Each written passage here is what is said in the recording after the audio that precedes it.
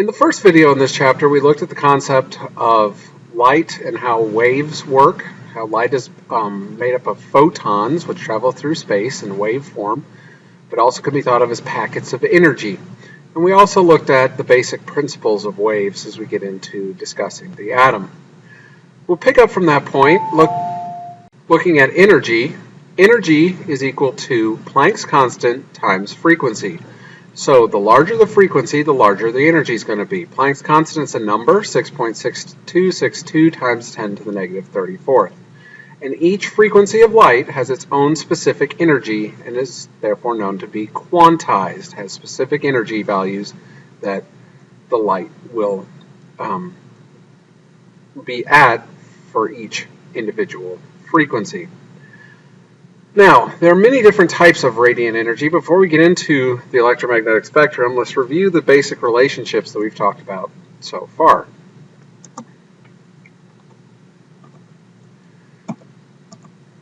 First, energy is directly related to frequency. So the higher the frequency, the higher the energy is going to be. And second, wavelength and frequency have an inverse relationship. So the larger the wavelength, the smaller the frequency, or vice versa. So you could also say that wavelength and energy have an indirect relationship. So the two main relationships that we need to know is that energy and frequency are directly related, and wavelength and frequency have an inverse relationship. The key thing we want to look at in this video is the electromagnetic spectrum. Whenever energy is given off in space, traveling as a photon through space, it can travel at different energy levels, frequencies, and wavelengths. Depending on the energy, frequency, and wavelength that we are at, will determine which type of, or which part of the electromagnetic spectrum we are looking at. We are used to the electromagnetic spectrum, that radiant energy is just the visible portion that we can see with our eyes, but it is a much larger spectrum, going all the way from wavelengths as large as 1,000 meters to as small as 1 times 10 to the negative 12th meters, frequencies from 1 million waves per second, all the way up to 10 to the 20th wave per second, and energies from 10 to the negative 9th, all the way up to 10 to the 6th, and this is in electron volts here.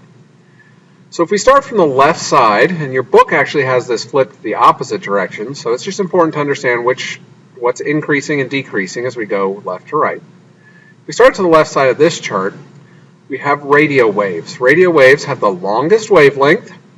Since wavelength is inversely related to frequency, they have the smallest frequency and the smallest energy. Once we get slightly shorter wavelengths, now down to less than a centimeter, we're looking at microwaves. Microwaves is the next part of the spectrum, has shorter wavelengths than radio waves, higher frequency, higher energy. Then we get to the infrared portion of the spectrum, which is even higher energy, higher frequency than microwaves, shorter wavelengths. We're now dealing with 10 to the negative 5th meters. The visible portion of the spectrum is that very little band right here in the right center of this chart, going from red all the way to violet. In the colors of the rainbow, Roy G. Biv, red, orange, yellow, green, blue, indigo, and violet.